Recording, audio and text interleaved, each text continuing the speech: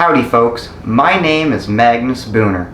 If you like beer, food, travel, and the outdoors, smack that subscribe button. You're going to want to watch my videos. In this video, I'm going to teach you how to make aniseed cookies, or biscotti, and we're going to get started right now.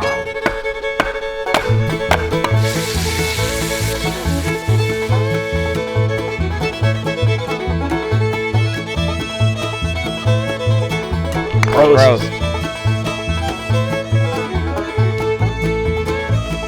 Like a lot of folks, growing up I have fond memories of going to Grandma's house. And Grandma used to have all sorts of different cookies. One of my favorite we called aniseed cookies. I didn't learn until much later in life that these cookies were biscotti. My mom's maiden name is Freri, and the Freri family is from the northeastern part of Italy. Those Italian genetics are why I am such a passionate kisser and an outstanding lover. But this recipe is not an old family recipe. Though I learned it from my grandmother, she wasn't Italian. She was a big fat old Irish lady, and the neighbor lady was named Mary Manighetti. And these are Mary Manighetti cookies. The neighbor lady taught Grandma, Grandma taught me, and now I'm going to teach you. Before we get started, I better address the elephant in the room. If you're a long-time viewer, you might notice my gorgeous curly locks are all gone and I have short hair now. Well, a few months back, I got a haircut. I had roughly 18 inches of total length to my hair, and I cut it all off and I donated it to Wigs for Kids. I'd been growing my hair for about 7 years, and my ultimate goal was to someday cut it off and donate it. So now I've done that. Old Granny was never big on measuring things. When she showed me how to make these cookies, she had one container of aniseed, and she just dumped the whole thing out. She kind of chopped it with a knife a little bit to break it up, and she used that in the recipe. I have cut her recipe in half because I'm not a Catholic woman with 5 kids and a bazillion grandchildren. So I'm only going to use half of this, and like Granny would do, I'm going to eyeball it. And unlike Granny, I've got this mortar and pestle. Mortar and pestle. Mortar and pestle. I have trouble saying these words, and they're easy words. I've got a mortar, I've got a mortar and pestle.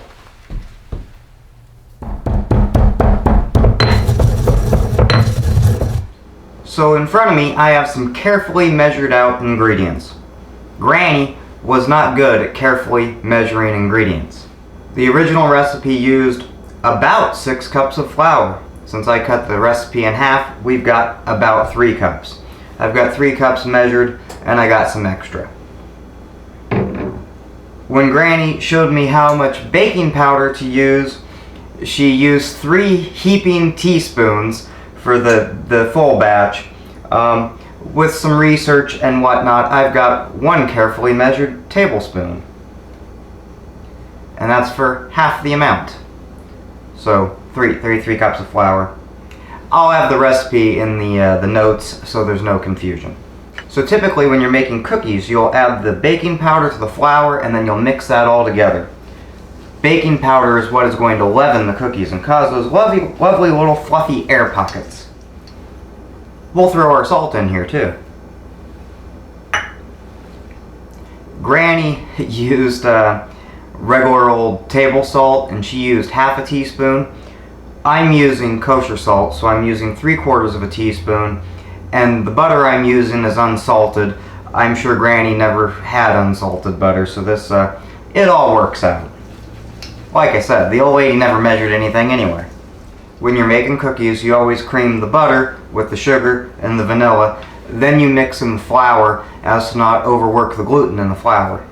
So we've got half a cup of unsalted butter, 1 teaspoon plus 1 tablespoon vanilla extract. When Granny showed me how to make these cookies, she said to use 1 jigger of vanilla extract or brandy or rum. Today we're using vanilla extract. We need 4 eggs, or rooster bullets, as I like to call them.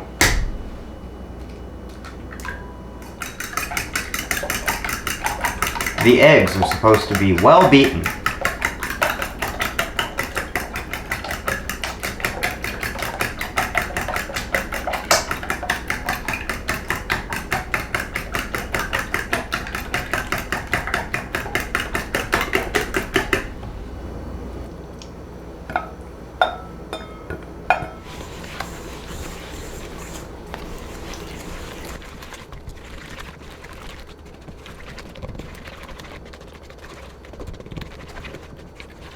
Oh Lord, won't you buy me a power mixer?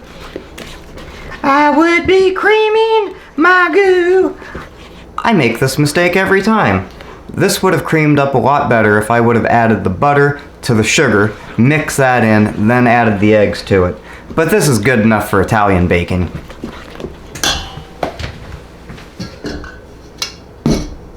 Now we got that flour, and we'll just fold this in. I hate using tools, I just like to get my hands in it. Now we'll just fold in those anise seeds. Anise. I know it's not pronounced anise, I can tell you that.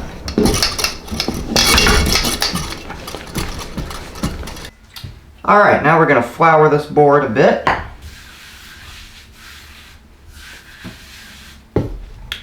And we're going to turn this out. I can't pick this up.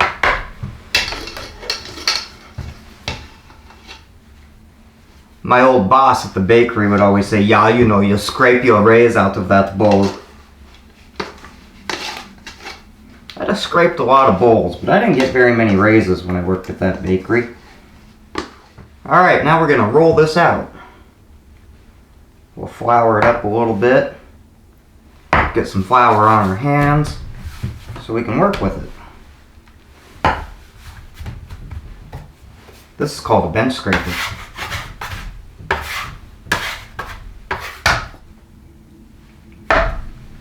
We're going to make 2 logs. Looks about right to me. Now we got to figure out how to get these on a pan. Now we kind of form these into a bit of a loaf. Alright, now we've got those shaped into 2 beautiful loaves, and they're going to get baked off in a 375-degree oven for about 14 minutes.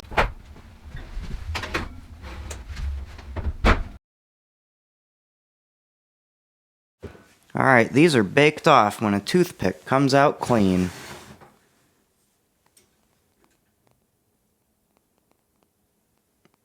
Those are done.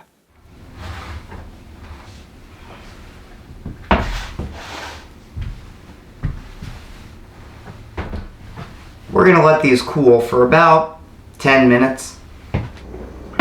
Now I'm going to slide these off this pan. This pan's got a nice no-stick coating on it. Now I've got my serrated knife, and you slice these at a slight angle. I'm not really sure why. I think it makes them look neat. It's how Granny always did it.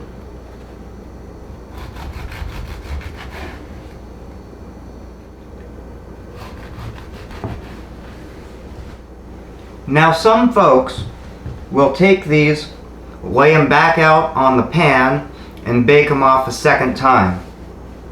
I don't. Grandma never did, so why the heck should I? One of the things, you can toast them up like that and make them hard. When these sit around in the cookie jar for a week or 2, they're going to get plenty hard on their own. So I don't bother. I just slice them up and let them cool down. Some folks are even turned off by the hard, crunchy nature of biscotti. You'll find those folks appreciate these ones that are only baked once. So I got some tasty coffee. I got myself a biscotti, or an aniseed cookie, or a Mary Manigetti cookie.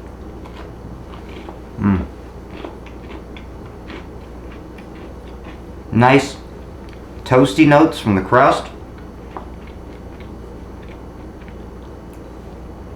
Mild sweetness, kind of a nuttiness, and you get that nice kind of licorice-like flavor of the aniseed.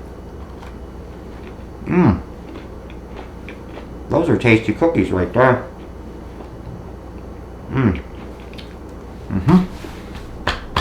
Good job, buddy. Good job.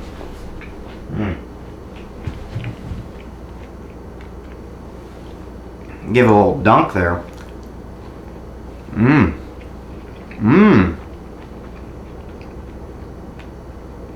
This is some really nice coffee. It's got some subtle hints of blueberry notes. This all tastes really good. Well, if you liked that video, give it a thumbs up. Share it with your friends. You can find me. I'm on Instagram. This is my Instagram handle. I'm also on Twitter. This is my Twitter handle. You can email me right here, magnustboner@gmail.com. I'm also on Facebook. My name is Magnus Booner. And we're going to be making you another epic video real soon.